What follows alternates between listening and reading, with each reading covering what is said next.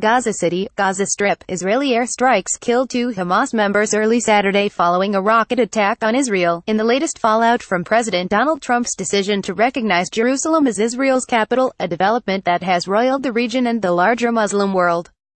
The Israeli military said it targeted 4 Hamas facilities in response to rockets fired the previous night, including one that landed in the town of Sderot without causing casualties or major damage. The military said it struck warehouses and weapons manufacturing sites, after which Hamas said it had recovered the bodies of 2 of its men.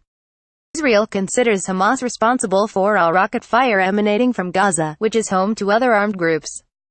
Some residents of Sderot and other border towns spent the night in shelters, fearful of a resumption of rocket attacks from Gaza that have led to 3 Israel-Hamas wars over the past decade.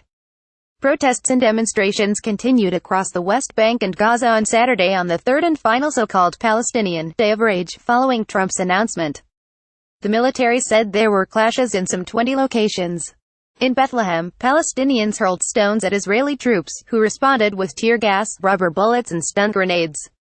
The Israeli military said some 600 Palestinians were throwing firebombs and rolling burning tires toward Israeli forces.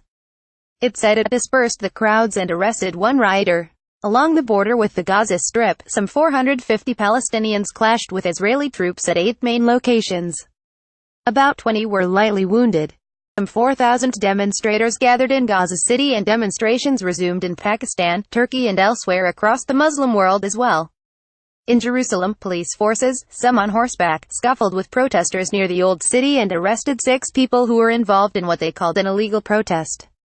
2 policemen were injured. President Trump cannot take what he doesn't have, said Suhair Dana, one of the protesters from East Jerusalem.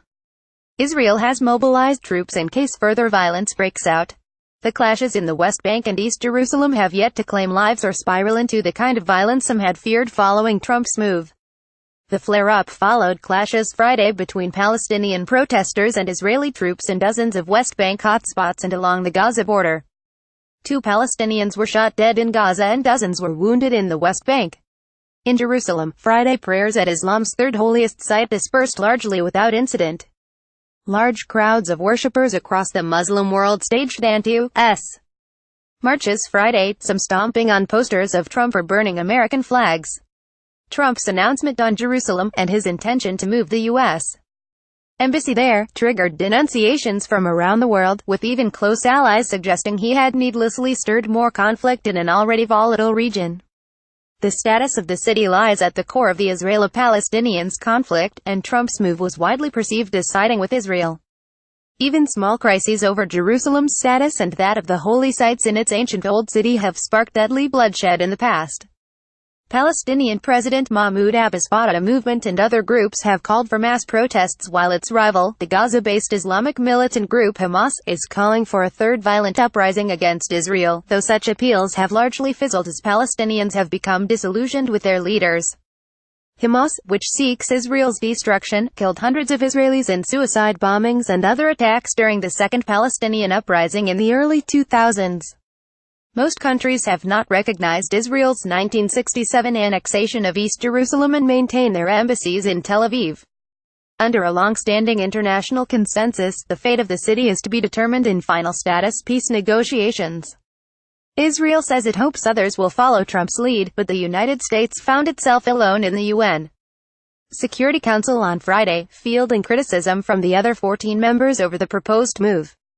Palestinian official Hanan Ashrawi said the council took a strong stance against American violations of international law. They have no mandate to give away Jerusalem to an occupying power or to violate international law in such a blatant and egregious manner, she said.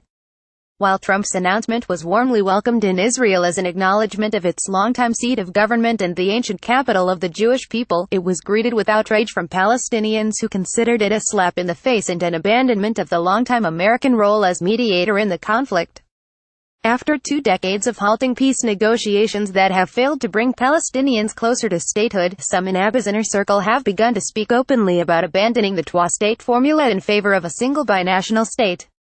In a sign of Palestinian frustration with the Americans, Abbas' political advisor Majdi Khaldi said the Palestinian president will not meet with Vice President Mike Pence when he visits the region later this month. The U.S. crossed the red line in its decision about Jerusalem, he told the Associated Press.